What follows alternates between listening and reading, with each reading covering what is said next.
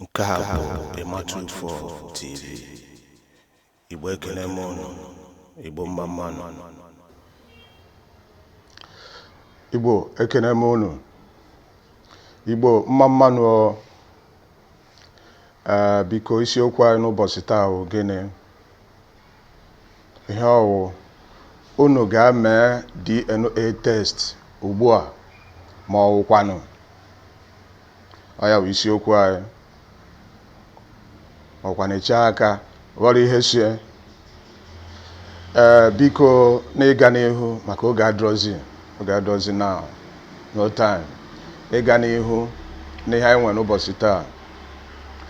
Oge ụfọdụ ọ na-agbagwoju m anya bụ ụfọdụ mmadụ si enweta obi ma ọ ihe ndị bekee na-akpọ ihe dịka moral ha ji ebupụtewo onwe ha na social media. Ama m oge ụfọdụ na ha na-echekwa echiche nọkata ịnụ na-apụta na social media ịmachapụta ịda-agụ isi ịgbakọ ha agbakọ. Kedu otu mmadụ nwere ike isi pụta na social media were ọnụ na-abụsịsị nsị, were ọnụ na-anyụ nsị n'ọnụ, na-akọ nonsense, na-ekwu ndị ebe ka ha sị na mmadụ ikwu inyo, iwere ọnụ gị na-ekwu inyo na social media. Na ụmụnna asokwanụ na-eche ka ihe a na-afụ oge. Kedu otu mmadụ nwere ike isi pụta na social media dị proud, obi esie ya ike, wee mepee ọnụ wee na-ekwu na ụmụ ya mụrụ na their marriage na oge nke di ya, ma nwa ha nwere na alụmdi na nwunye ya na di ya na ọwụghị di ya nwe ya ma ọwụ di ya nwe ha. Ha rumekwanụ nsogbu dị. And a lot of things are happening. Ị na-ajụ kedu nke na-eme eme ọ gịnị oge. So o nwere ka ọ dị na o nwere ka ọ dị na mmadụ tachara ma ọ na ka m tigodo. O nwere ka ọ dị na Okoye tachara bụ nwaanyị ọ chọrọ ịnụ n'obi. Nke nwaanyị atacha nke ya kpọzie Okoye anya. Unu cheke ni balance nwere ka ọ dị. Onye Okoye taa abụọ n'obi ya nwa atacha bụ kpọzie Okoye anya. That is ka Okoye kpuo isi. Ọ ka ntụrụ unu so na-agbaligodo na ya. Biko n'ịga n'ihu, Ogu Emmanuel bụ aha m. Ịmago na Ogu Emmanuel nke things.You TV. Ana m ayọ unu ka unu gaa na ịmago na YouTube channel m, unu ruo ebe unu subscribe. Ị gaa na Facebook page m, unu eklik ebe de like ka unu nwee ike ịdị na-enweta vidio ọhụrụ anyị na-ewepụta kwa ụbọchị Mọnde ọbụla. Biko tutu anyị ebido, isiokwu anyị ịma a na-ekwu DNA test ma ọkwa na ihe bekee kpọrọ paternity fraud test. Ụfọdụ mmadụ nwere ike ha ga-aghọtachi ha. Biko ihe ahụ test a na-eme n'ụlọ ọgwụ. Test a na-eme n'ụlọ ọgwụ. Ihe test a pụtara ọwụ nọ ihe dịka di na nwunye mụrụ nwa ma ọkwa na ebe nwa dị n'etiti nwoke na nwaanyị. Ọ bụrụ na ị ga mee nwa ahụ DNA test, a na-esi ebe ahụ mara ma ọ nke nwoke tụrụ ime nwa ahụ, ọ dị onye ahụ ma ọkwa na nwoke a n'ebe ahụ onye nwatụrụ ime nwa ahụ ka ọ onye ọzọ. So ọ wụ ihe DNA test a pụtara ma ọkwanụ ịkpụ ya paternity fraud test. Ọ ihe ọ pụtara. A na-eji achọpụta kedu onye tụrụ ime nwa. A na-eji achọpụta onye nwe ime nwa. So ọ ihe DNA test a pụtara. Emebugo m vidio n'oge gara aga gbasara DNA test a. Ị na vidio ahụ, ilekwa anya na ihu onyonyo gị, ikwesịrị ịhụ vidiyo ahụ. Ọ ga-amasịkwa m ka ị gaa na vidiyo ahụ maka na nwere ihe m kwuru bara uru na vidiyo ahụ. Eziokwu n'ime vidiyo ahụ ọnọdụ ka kwudoro m ndị mmadụ ka ha ghara ịga mee nyocha DNA test ya, maka na ihe m ji wee kwuo ewu maka ka nwoke nwee ike ịlastiru ole ahụ Oluwa dere ma ka Okoye nwee ike at least ịnarụha ụmụ ihe rugoro 50 ma 60 ndị a ka ha ghara ịgawa na ụmụ ihe 70 na 80 maka na arụ na-eme. So ihe njikwa ewu achọghị m ka o butere ụfọdụ mmadụ obi mgbali elu, ọbara mgbali elu, ma ọ bụ obi nkopụ ma ọ bụ nkolopụ. So ya mere o ji dị ka ọwa sọpọtụ gị nke a ga-eme DNA test na vidiyo a enweghị. So ya mere m ji si biko ka ndị mmadụ ịmago tamper justice with mercy ka ha wetuo obi maka ha si ka egbuwa agwọ otu o si wee too ogologo na ọ ga-enye nsogbu. Mana dịka ihe si wee dị n'ụbọchị taa, dịka ihe si kwụrụ n'ụbọchị taa na nke na-eme eme taa, lekwa aka m adịghị n'ọbara nwa atụrụ a, adịghịzikwa m in support. Nna onwe ka o siri dị jee mee DNA test maka ada ama onwe ka ọ dị ka Okoye, onwe ka ọ dị abịa si na Okoye kwọchara aka wee tiere ọkụ ka akị, igbuo oge na-atụfusie ego ma everything emotions gịnị chee na a na-eme, mana oge nwe na-agbara mbọ ọwụdị gị nwa nwe sef oge nwa tụrụ ime idebe ahụ ịghọtago. So adịghịzikwa m in support ihe nkwudo na-awa onye ọwụ na ịchọ ga mee DNA test. Ọwụ na ihe efu na begedo gị anya ịghọtala, ga mee DNA test ma paternity fraud test maka ọ na-eme atụọ mbụ agba mbụ ọtụọ n'ogwe, agba abụọ ọtụọ n'ogwe, agbakwa ịtọ ọtụọ dị ya. Nna chike nne ọfụma na balance ọnụnụ iketasi bi ịghọta. O nwere ka ọ dị, kedu ka mmadụ isi zuru oke ga-eji nọkata obi aka ya ọkpọrọ o were afọ ime onye ọzọ tinyere ya wee bubata n'ime alụmdi na nwunye maga bubata n'ime marriage ya.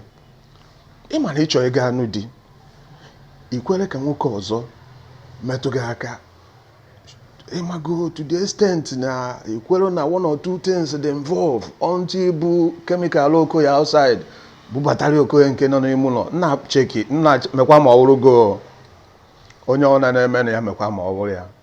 O nwere ka ọ dị. No wonder no wonder efe ụfọdụ ụmụaka a na-amụ na ọ na icheki ọfụma, o nwere ike icheki ọfụma. Ụfọdụ ụmụ ha nọ na family, ụfọdụ ụmụaka efuru amụ nọ na family icheki ihu ọfụma.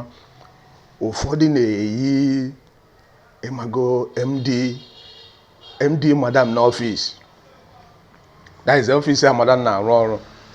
Ụfọdụ na-eyi managing director company ahụ, onye nwe the company.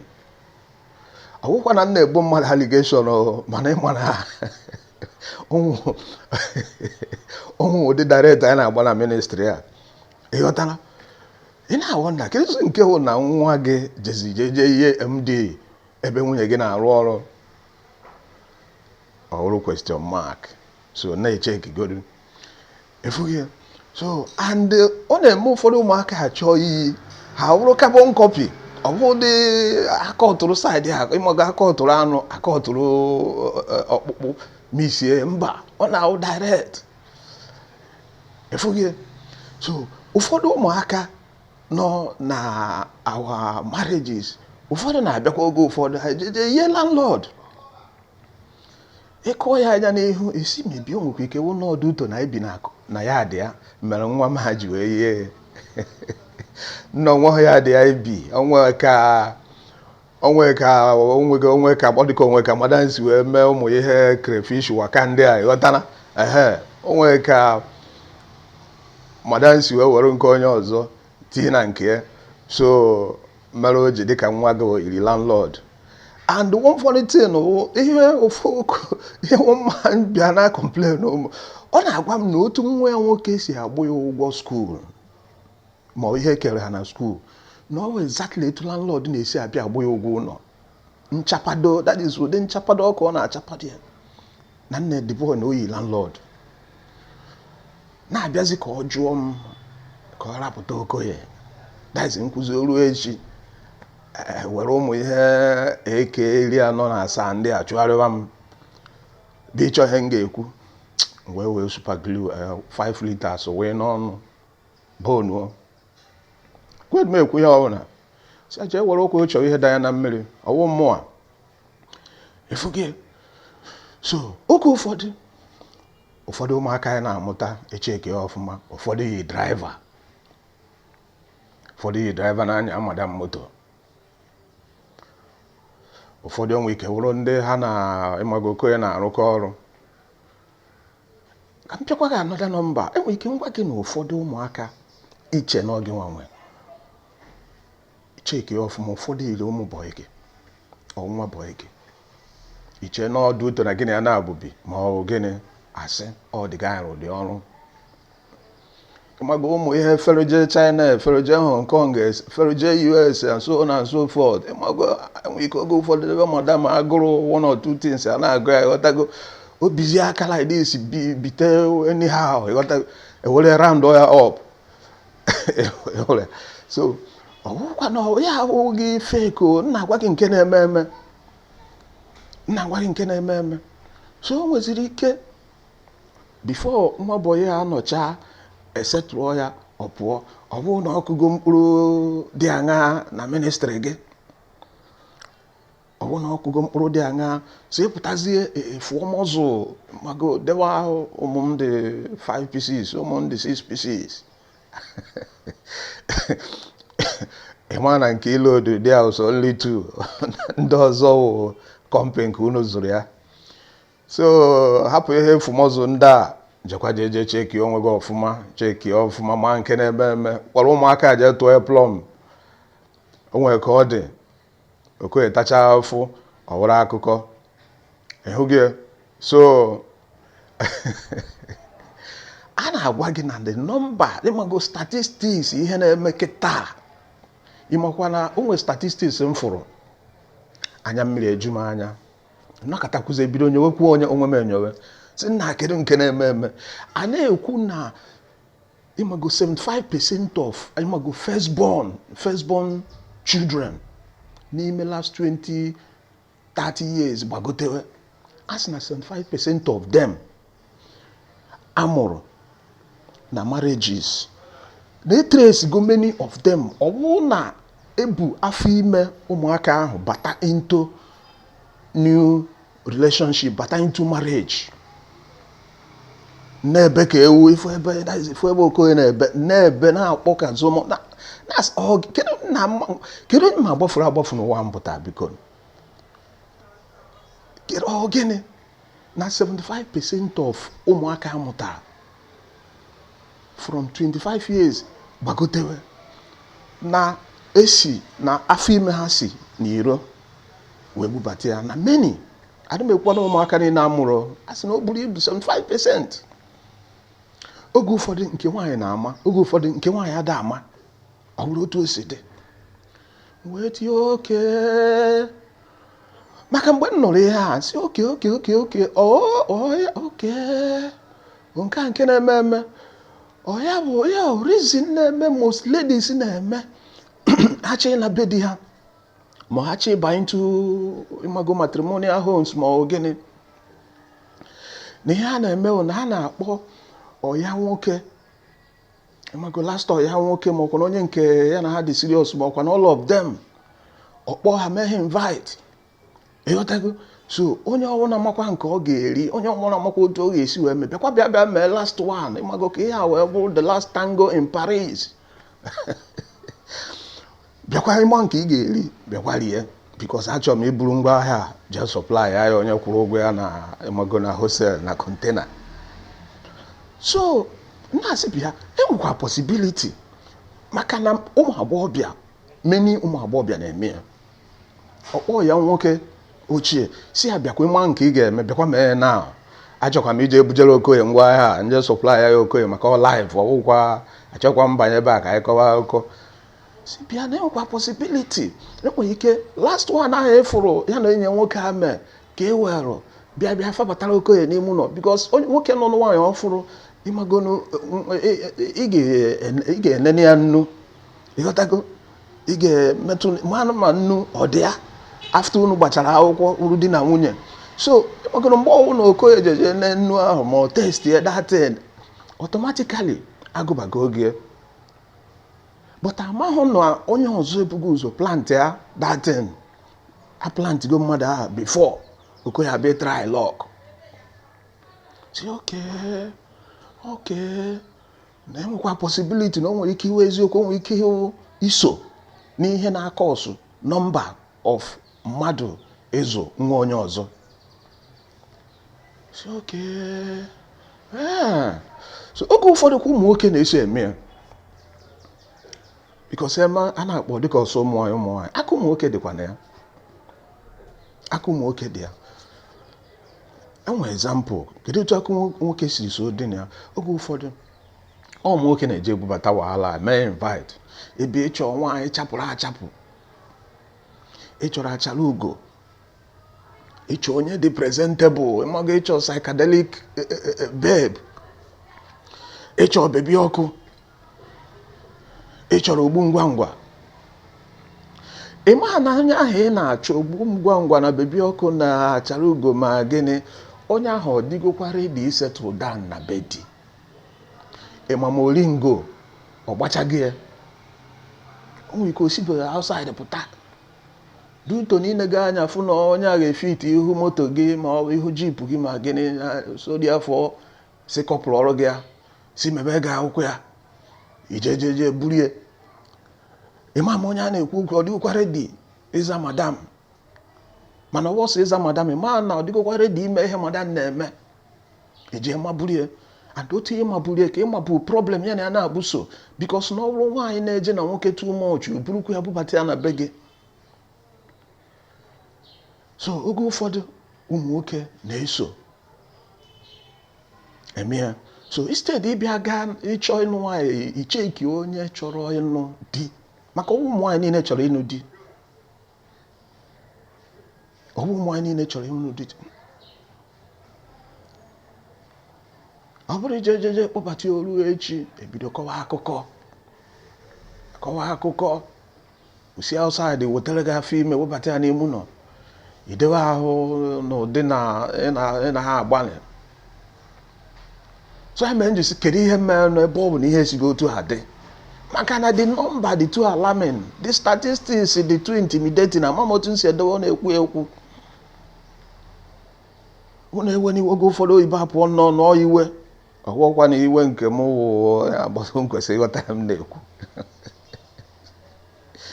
so ya mere m jikwu efu na vidiyo a mmadụ akwụkwọ na nwa bịa complain bịa na my ministry bịa esi m nke a sịkwa Okoye jee mee DNA test ka ịma ma nwa ahụ ọkwa nwa gị ụmụaka ọkwa gị nwa mụrụ maka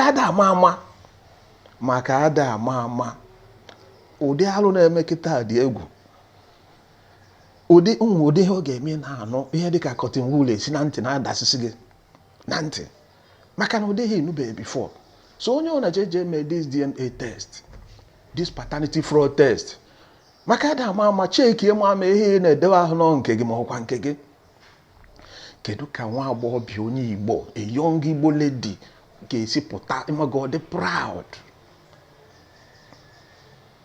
nwatakịrị na ụmụ ihe university ndị agasị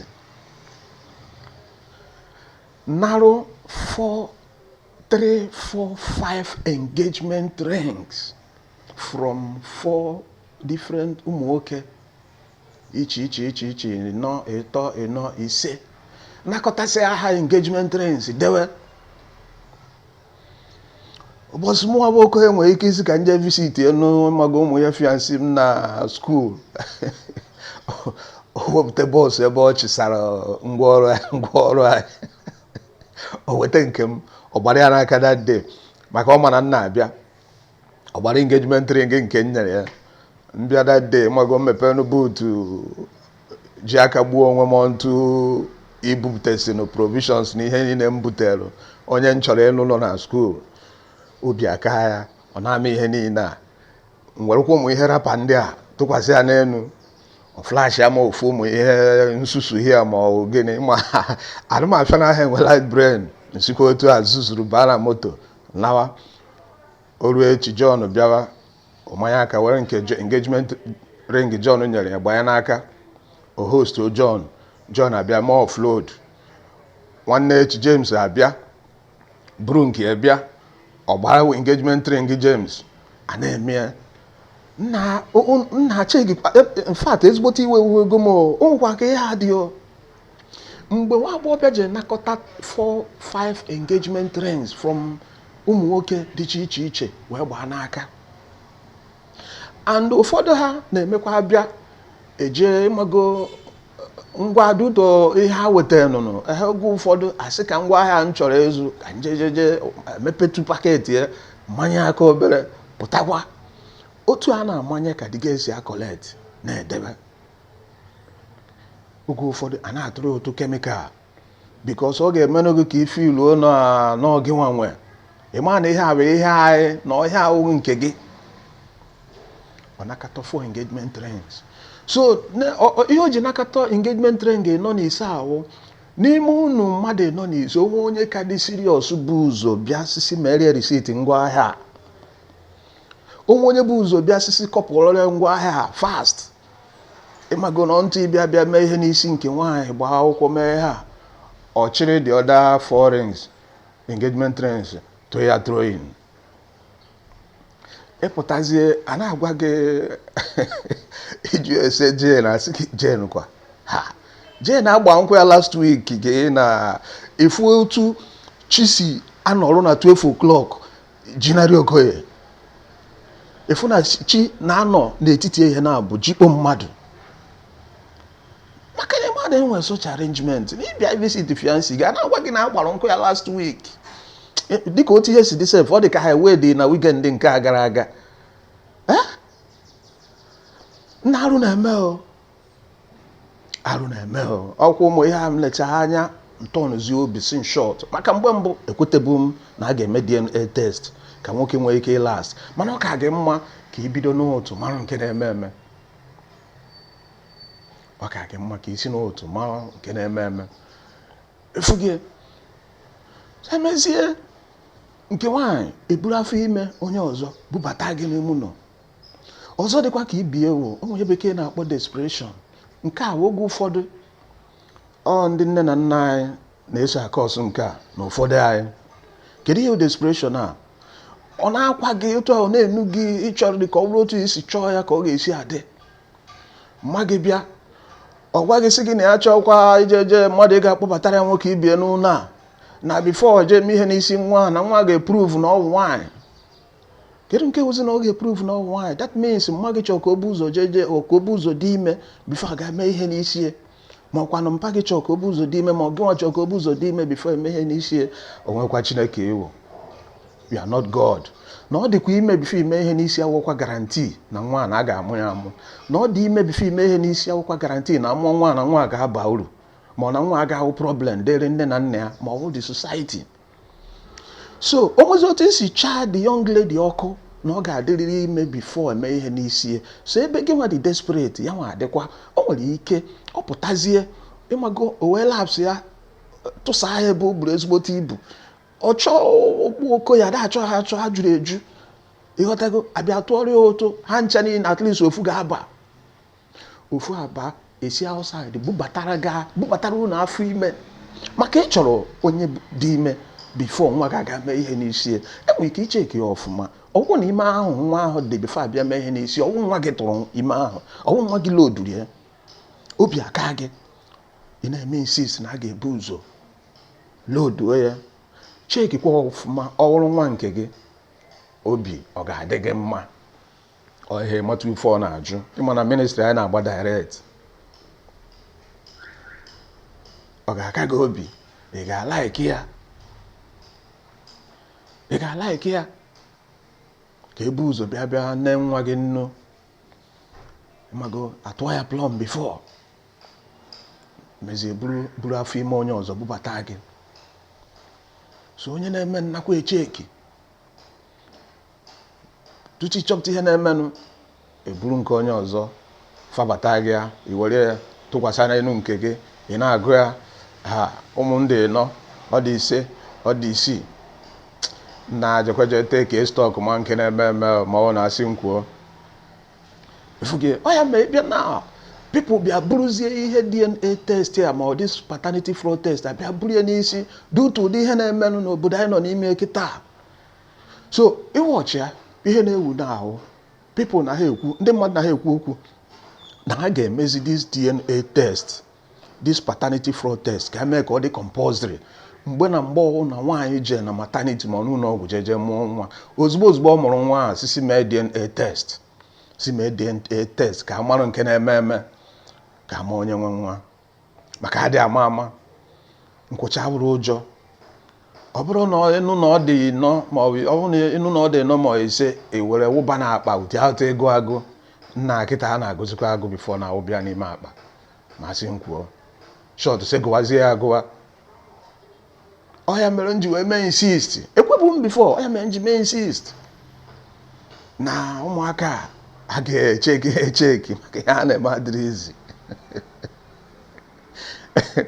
Ụfọdụ ụmụ agbọghọbịa ụmụ onye ga-afụ ọ sị gị na ọ nọ mahadum mana ị were ihe gbuwa isi ya, o nwere ihe na-ete ndị reasonable ị ga-enweta na brain ya, nwere ihe bara uru, nwee ihe ọma, nwee nke dori anya. Many of them dị so dumb, ụfọdụ dị careless, ha makwudo onye nke tụwa ha ime, ha makwu onye nke nye ha afọ ime ha bubata n'ime marriage, ha mado onye nke ọwa ahụ, ha mago shiri nke so omecha pụta okwu tomorrow, ha mago onye nke lodu ihe a, ha mara onye nke ọ bụ, ha nwere ike ịtụnwe onye ahụ aka, eburu ebubata gị, eburu buba, by then ikechago ụmụ invitation card eje debe ahụ na ụdị na ịnụgo nwaanyị. Ka m gwakwa gị nke na-eme eme, ọwụkwọ ndị ọwụrụ onye ọbụla deserve ịkpọ parents, ọwụkwọ onye ọbụla,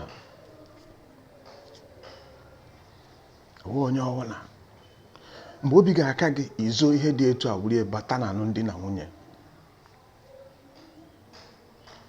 Yes, ama m, yes, everybody onwere na-enwere past, onwere na-enwere past, mana ọ bụ na asị m kwuo tutu ị decide ya, tutu ị kwete na ị ga-eje ịnụ di na nwunye, ị mara anything gbasara your past, clean pie, wepie, drop ya, atrakwa na burie banye n'ime your new relationship, ebukwana banye n'ime marriage gị. Ị mara ihe gị na ndị enyi gị nwoke mee ya kwụsị ebe ahụ, ya wụ na ozugo, drop ya, anwekwana ma burie banye n'ime marriage gị, ebukwana banye n'ime relationship gị. May your past ka ọ bụ your past and your present ka ọ bụ your present. Akọnwe ka ọ dịkwa na monkey go dey walk babu a na-achọp, but na-agbanyekwa ihe ọbụla gị nwawu nke nwa ihe ọbụla ọsọ gị mee, ifil ọ na-ede smart, ifil ọ na ị ga-ezo, ma ọkwa na modern technology na-abọzikwa mmadụ ike na ọ ga-achịpụta gị ụkwụ n'ama. Ma ọkwa na one day monkey go market, nwekwa ike mbata ibi na-eche n'ọwụ ịmagono ka monkey si ejebe ọbata, ama na this time around na monkey onwekwa ike ịbata again ọha ngigo, ọha ngigo, o nwere ihe ezoro ezo n'okpuru anyanwụ a, nothing is hidden under the sun. So ihe a bụ mgbe otu anyị nọ n'ime ma ọkwa n'obodo anyị kwesịrị ịmago anyị engage in this conversation. Anyị ebido jụọ ese, anyị ebido n'ụwa ọgụ, mee ka anyị kwụsị ịdị na-efe na-efetu, mee ka anyị kwụsị ịdị na-ebu afọ ime onye ọzọ bubatara onye ọzọ n'ime ụlọ. Ọ dịrọ mma, maka na ọ na ịgba nkịtị, our tomorrow ọ ga-adịkwa egwu. Our tomorrow, echi na-abịa abịa, arụ ga-eme, nsogbu ga-adị. So o nwere somebody, o nwere ofu onye mma arụ gwara m sị na o nwere ofu ọyị ya ịmago gwara ya in confidence na eziokwu na ụmụ ya dị nọ mana na ya dị sure na ebuo n'ime ịnọ ahụ na ọ bụrụ di ya tụrụ ime ụmụaka na-abụọ ahụ, na ya dị sure na ebuo mana di ya na-eche na ụmụ ya dị nọ. Na mgbe onye a bịa gwa m ihe a, ịmago top cylinder gasket abụọ na ọma immediately. Ama m ihe m ga-eme. So nnọọ na-emepụrụ oke ya ebere. Kedu onye a ga-edekwa n'ahụ na ụmụ ya dị nọ, ọma na otu nke olodu na ọ bụrụ ya onwe dị ọda tu mana nwunye ya akpa. So the guilty conscience abịago na-emetụ the woman n'ahụ. O ji wee jeje confide ya in a friend. Sị na akwụkwọ ma ịbụọ na ya dị sure ịbụọ mana ọ bụrụ di ya nwe ịbụọ. Onye na-emekwa ya mekwa ma ọ bụrụ ya ahụ. In fact, in this part of the world, anyị echefugo otu esi adị ashamed. Ifere adị ọzụkwa anyị n'anya, anyị amazụkwa ihe a na-akpọ ifere. Ifere esigo na dictionary anyị pụọ. Ifere adịzikwa again. Ọzọ dịkwa ka ibie, but ịmakwa oge ụfọdụ ịma na nwoke na-ama na nwunye dị ime ma nwunye tụtara ime na ọwụ ya nwatụrụ ime, ọmekwu ọmagwakwa ndị wife because ya nwa na ya nwa awụ nwoke, ya nwa adịghị fertile na ọ mara ya da amị mkpụrụ. So mana ọ ndị a believe unu na oje na wardrobe ya mepe wardrobe mmanya aka n'ime akpa akwa okonye na wardrobe, ego ọbụla ọ mata dị ahụ nke ma ihe ọbụla ọ tụta n'ime bedroom ya ahụ nke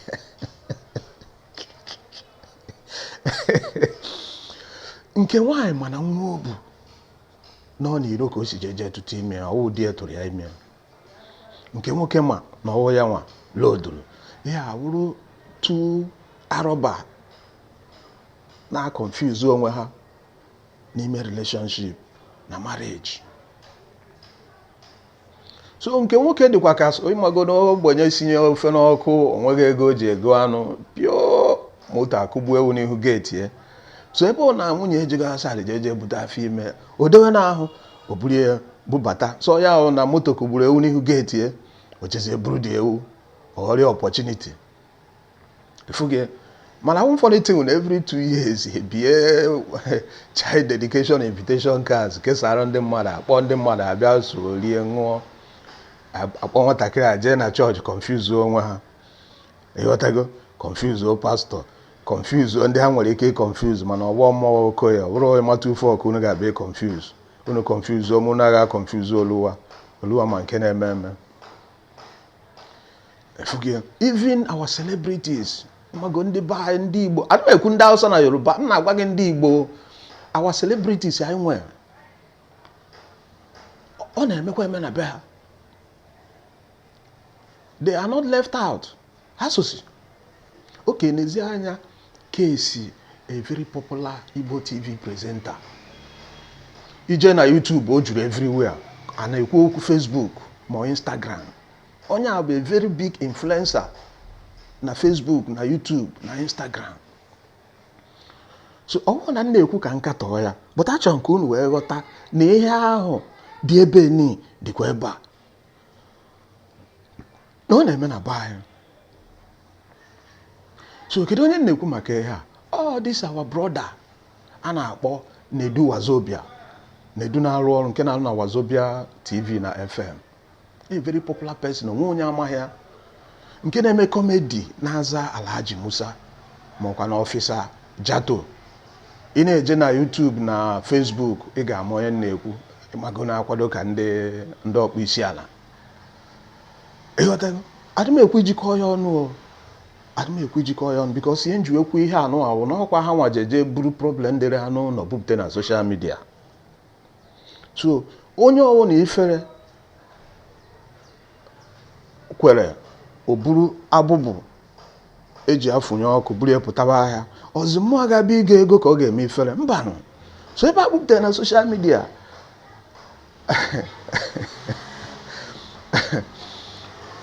ka anyị kọwasịwazie ịghọtala.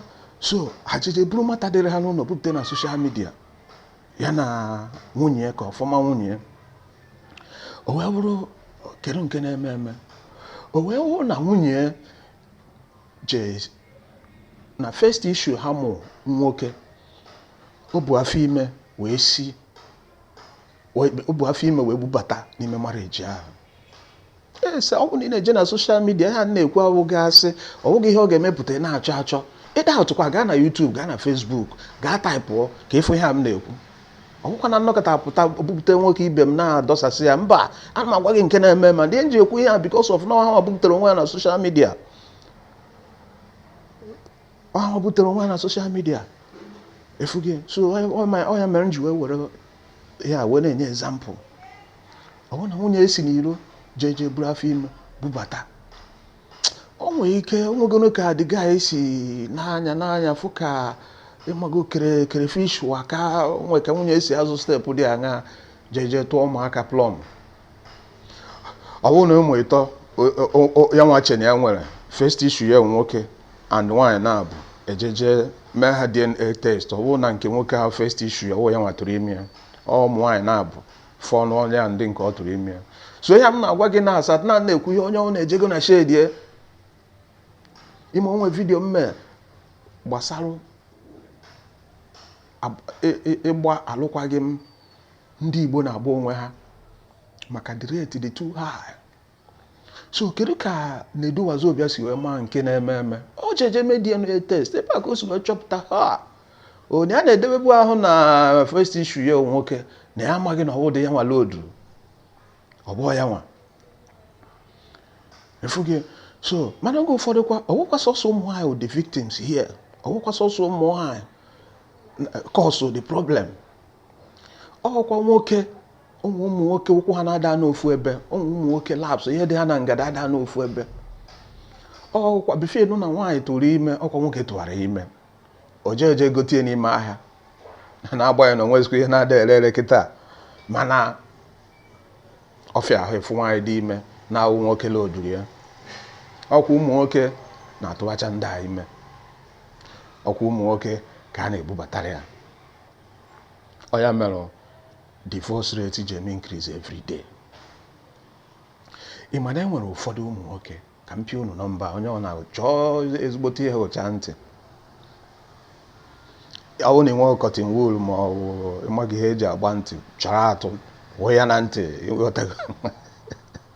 mbụ na-etikwa na-atụ biko ụchanụ ntị.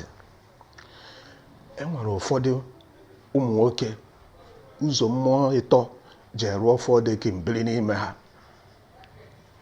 ụzọ ajọ mmụọ ịtọ. Adịmagụ maka ndị nke ọzọ, onwe ndị onwe ike, onwe ụfọdụ mmụọ ha na okoye bibi na boys quarters, but ụzọ mmụọ ịtọ a na-ekwu okwu eje rụọ fọdụ kimbili n'ime mmadụ, biri n'ime ụfọdụ ụmụ nwoke. Onwe nke a na-akpọ mmụọ nkịta, mmụọ abata nwoke n'ime ihe ọwụ na-akpọ nwaanyị, ọ na-anya fụ na ndị nwe ya kwụ ọtọ, ọ ga-eme ekishọn ọ kwaturu ya. Ọ ihe mmụọ nkịta a na-arụ. Ngwa mmụọ ọzọ, mmụọ mmehie ka chairman ka nke a ga-ebu ụzọ bata gị n'ime bife nweta savisi nkịta. Nke akwamiko na onye a nwere ike ịgba nne gba nwa, mmụọ akwamiko. So ụzọ mmụọ ịtọ a, mmụọ nkịta, mmụọ mmehie na mmụọ akwamiko, o juru ụfọdụ imerime n'ime ụmụ nwoke. And ụmụ nwoke mmụọ ịtọ aje rụọ fọdụ kimbili n'ime ha, ọ ha nwawụ na imerime ụmụ agbọghọbịa na-ebu afọ ime anabedi ha. Mgbacha direct, unu chọọ ịbịa chere m na staircase, unu chọọ ịbịa chere na main road, unu echere m, at least abụpụgo m ya.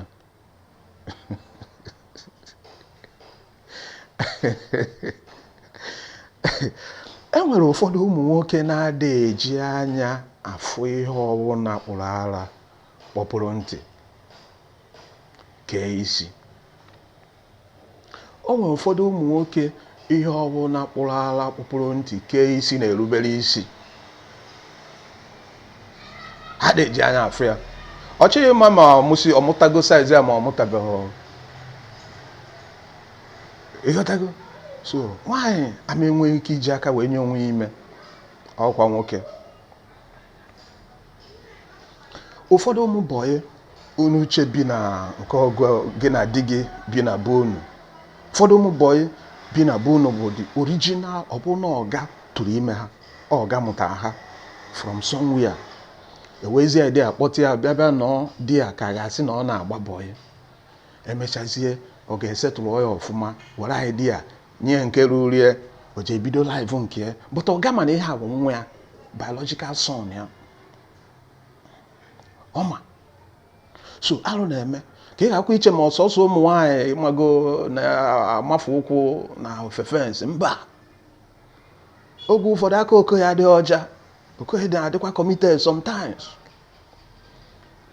oge ụfọdụ iche ka e nwere ụfọdụ ụmụaka bi na your neighborhood apịa ya ọfụma ọwụ di gị tụrụ ime ọwụ di gị je tụ ime ụmụaka ahụ enwere ike iche ka ọfụma ọ na-eso akwụrụ ụgwọ skuul ị na-awọ nda iche na di gị enwegbukọ onwe n'obi ọma ị marụ na ọ bụ uche dị n'ebe ọ na-eme invest ịghọtago so arụ na-eme oge ụfọdụ ịbịazi anụghị asị na okoye emechigo akwụkwọ ntụ na okoye anwụgo oge ụfọdụ na-ezi anya esi from another angle chere set family bịa and ndị ahụ ndị na-ahụ carbon copy okoye asị na onye anwụgo akpọta ụmụaka irie direct wụsa ịfụ na the same uniform ahụ unu ji eru uju gị na ndị nke gị ka that woman na ụmụ nke eyikwa ha bịa maka ha bịa ha nọ na mpa ha nwụgo ha bịa sị ka ha mee ya farewell ịmago fere aka ikpeazụ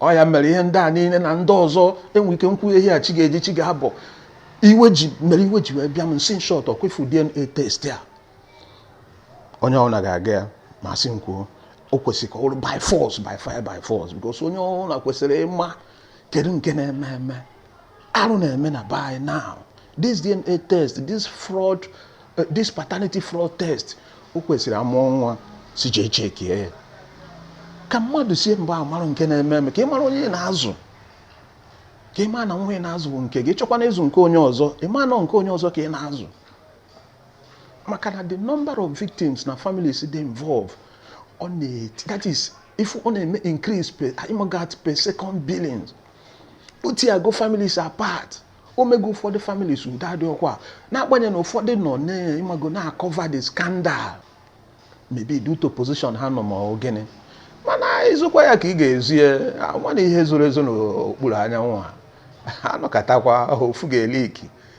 gazie nwa idea efugie ọ ya mere oge ụfọdụ alaikirọkwa m divorce alaikirọ m di na nwunye isesa onye ọbụla gaa na bie mana ụmụ ihe ga-eme m oge ụfọdụ efu na divorce would the necessary evil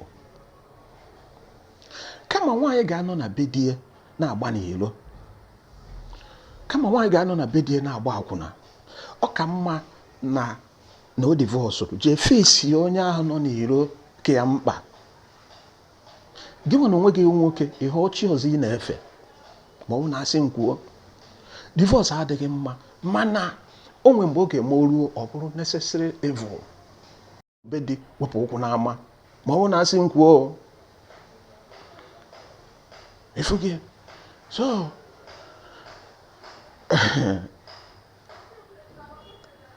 onye ọ na-asị okwa m tụọ ihe a na-ekwu plọ ma onye ọ na-asị okwa m cheki ihe a na-ekwu ọgwụkwa na ihe a m kwuru na-ekwute eme jee nọ na comment section ma unu jee na WhatsApp m sendịrụ m meseji gwa m otu o si dị unu n'obi because ihe a na-ekwu ana m agwa unu nke na-eme eme and ezigbote iwe na-ewe m now efughị ezigbo iwe na-ewe m now so imegide mee mistake n'ụwa example ewere ihe dịka nwoke ije maba na ụfọdụ ụmụ nwaanyị ndị a this set of ladies enwe ndị nke a sị na aha n'ọha bụ Ọladịkpọ iwe jeje banyere ndị one chance a na-akpọ Ọladịkpọ onwe nke agwa m n'ebe m si nọ ihe a na-akpọ ha ịyọrọ m njụ sekekwa nke wee yọrọ m njụ biko ọ sị na nke na problem bụ nọ n'ime iti gwa gị na ọnwụ ụnụ fọt ya na eyi ọnụ ya na onwenụkwanụ mgbe eji yọọ ya so ya na-akpọ ndị ahụ yọrọ m njụ imegide jeje n'ụda type ịtọrọ atọ. ị nwere ike isi ahịa ma ọfịs bata na ya dị ụmụ okorobịa bi na ya dị ga na-ehe elu gị na-ekene gị good morning sir, good evening sir, good nke asa na nke ọzọ. ha ichenụ maka na azụka ụmụ okorobịa nọ na ya dị gị na azụka ha ọfụma nọ maka ụdị onye ịkpọrọ bịa debe ha na ya dị. ịkpọrọ yọrọ m njụ debe ha na ya dị na ụdị nwunye gị. so onwe nke isi kụ azụ pụọ ma mee travel, nwunye ga-aghọrọ ha opportunity, onye rigoro rituo jee kpọọ ibie. so imegide jee nụta ọbụna injin ajụ oyi ka ije mabana ya, ma ọ bụ na ije na nke ịmaga ọbụna ọlarịwaju ka ije nụbata ma ọ give nchi, ma ọ bụ na ije jeje banye na kezaya ụmụ ihe kezaya ndị a, ma ọ jee nụtara ndị ya dị nwaanyị obiọma, ịnụtara ndị ogbe nwaanyị obiọma. ọ dị egwu. ihe ọjọọ bụrụkwa ihe ọjọọ. so mgbe ọbụla ije nụta ụdị a debe, ma akwa na nwunye gị unu ga na-azụ ya kọmpen. so emekwana expect na ụmụ niile ga-amụta n'ọsọsọ gị ga-atụ ime ya. so ya mere o ji dị mma ịgụrụgụrụgụrụ jee tụọ ha plọm, jee mee DNA test ka ị ma nke wụ nke gị, ime grading, ịghọtago, ma nke wụ nke gị. ọ ga-ekwe gị odidi die, mana ọ na ọ gaghị ekwe gị odidi, onye ọ na-aga na shade ya. so mana ọka uche gị dị ya na nwunye gị mgbe iji anụta ụdị a nọ kọmpin ka a na-azụ nwunye gị, maka before you know it were ofu bastard webata gị n'ime ụlọ. so ama m na eme like you spend the rest of your time and life na-akwụrụ ndị ọzọ ụgwọ school ma hospital bill ma gịnị bụ ma na ihe nwa onye ọzọ ka ị na-expendere ihe niile a instead of your own. mana oge ụfọdụ na DNA test ma ọ dị paternity fraud test echekwa ya ọfụma. oge ụfọdụ ọ bụkwa fọtụ nwunye gị, sometimes ọ bụkwa fọtụ nwunye gị. so ụfọdụ oge ọ na-awụ mistake ma carelessness n'ebe ị mụrụ nwa, ihe dịka na maternity ma hospital. oge ụfọdụ ụmụ ya na-akpọ misplaced identity. o nwere ike otu na amụsị ụmụaka ọfụrụ akpọba ha ebe a na-asa ha ahụ, a na-clean ha up. ọ kwụrụ onye dị careless, o nwere ike were aha John jee tii na nke James, were nke James jee tii na John. misplace nwatakịrị a jeje kpọrọ nwa onye ọzọ kutere gị, ma ọ bụ ihe a na-akpọ mistagging, mago carelessness. ụfọdụ kwa na-eme swapping, a na-eme child swapping. otu a mụrụ ha ọfụrụ, o nwere ike bụrụ nọọsụ ma hospital ebe a na-eme ụmụ ihe sharp ndị a, ịghọtago, ndị a na-adịghị elewe nwa. enwere ike n'anya ozugbo amụpụtara nwa ahụ eburu ejebe that place ka eje saa ya ahụ, eruzie ewere resi onye ọzọ chọrọ nwa nwoke ma ọ chọrọ nwa nwaanyị, were ọzọ kute gị. sometimes ọ na-eme. oge ụfọdụ careless swapping, akpachapụ anya. so ekutezie nwa ahụ, nwezi ike in future eme DNA test efu na ọwụ gị nwatụrụ ime ya, ọwụkwa na nwunye gị, ọbara nwunye gị adịghị na nwa ahụ. so onye ga-agbakọzi na nwa osi n'eluigwe daa n'ala. so ya wụrụ carelessness ebe ị mụrụ nwa sometimes.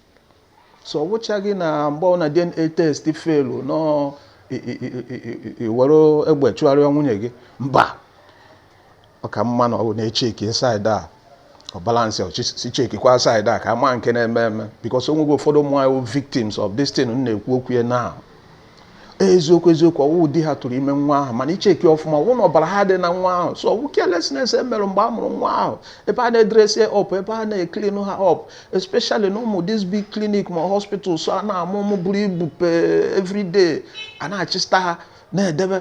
so enwere ike ebe afọ misplace ya, carelessness, mistake mee ya. so ọha ncha niile asị na madam kọsụrụ ya, mba,